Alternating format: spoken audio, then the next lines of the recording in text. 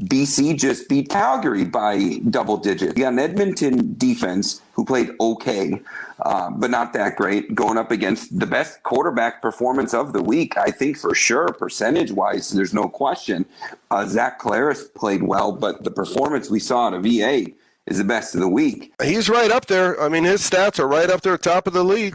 And of course, that was a weird game because when you're given a touchdown, you would really like in a league where if you snooze, you go for a second somewhere, you miss just a bit of a game, points are scored one at a time. You want more points, and they were slow. They were slow getting rocking and rolling, but then there was a point, and I think I texted you, just take over this game, and they did. I forget what they did. They were probably up, 13-14, whatever, and they just took the ball away and scored again, and that was it. It was over. So we had Edmonton. We'll talk about the Elks because they were not on the road. They were not at home where they have that incredible loss record.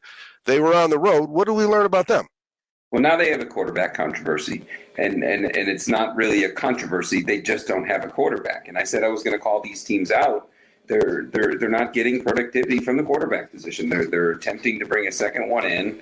But what I had said last week, I stand behind it, and you can see it. I just talked about the body language out of Sask and how they look really positive even though they're not winning. Edmonton's body language, they're gone. This is not a team that has any type of body language where they're motivated. I don't see resilience, and they can't put points on the board.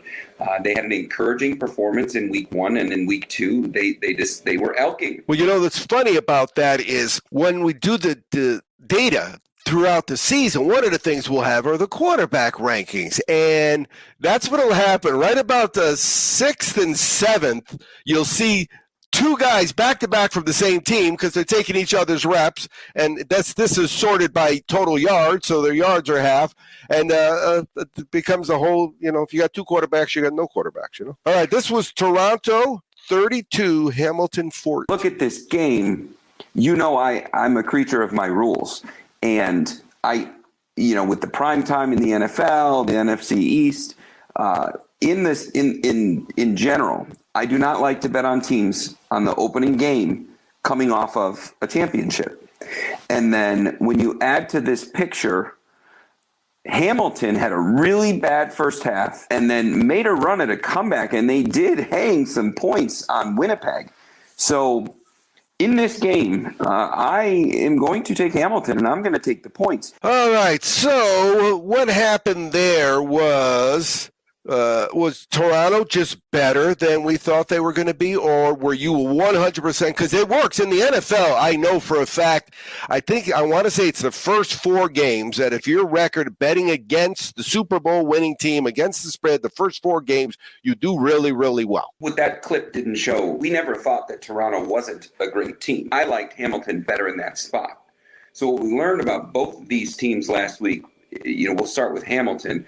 Bo Levi Mitchell is two interceptions a game, for the first 2 weeks. Now he's injured.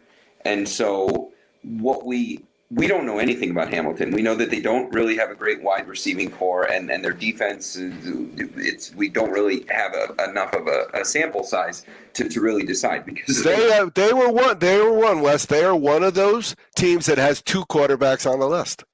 They do, but I don't think it's going to last that long. I think I keep wanting to call them Schlitz, like the beer, but yeah. Toronto, it just balanced. They were the number 1 intercepting team in the CFL last year. They got 2 picks in this game and could have had 3. But they got a strong O-line. They have a 1 and 2 wide receiver. Chad Kelly, he is not going to rush for 3 touchdowns like he did in this game, but their wide receiving core, just top to bottom, they are balanced. If there is to be a changing of the guard from Winnipeg to somebody else, this Toronto team is best positioned to take that torch. We're going to come back. We're going to start getting the games. When we get to the Montreal game, we'll fill them in because they had a bye last week, so they're not on the list. But before we talk about it, we want to get a feel for what we think we're going to see. Then we'll look at some data.